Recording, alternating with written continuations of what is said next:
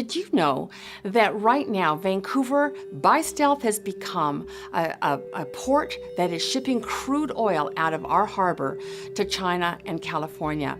Most Canadians don't know about this. Most Vancouverites don't know about this because the decisions were done behind closed doors without any public consultation.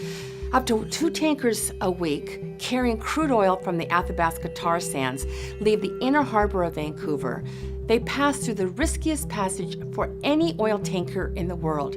It's the second narrowest passage. It's narrow, it's shallow.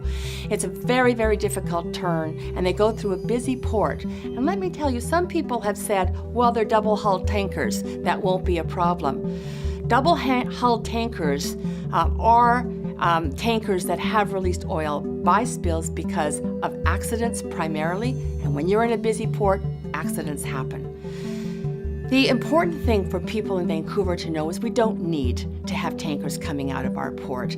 We can decide, number one, to have a moratorium on oil port development that some parties are calling for the north coast of this province and extend it all the way through the south coast so the port of Vancouver does not become the west coast crude oil port for Canada.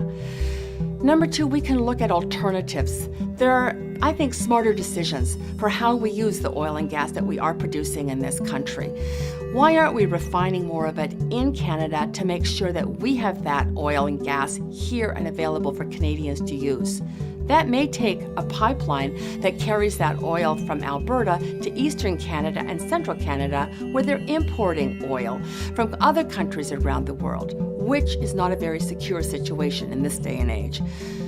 It's really also important for people in Vancouver to know that the other parties have not come clean on where they stand on the crude oil tankers coming out of Vancouver's port.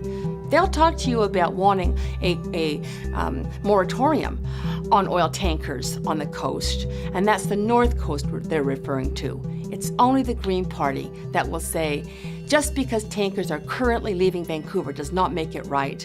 We have to have a moratorium on the south coast too.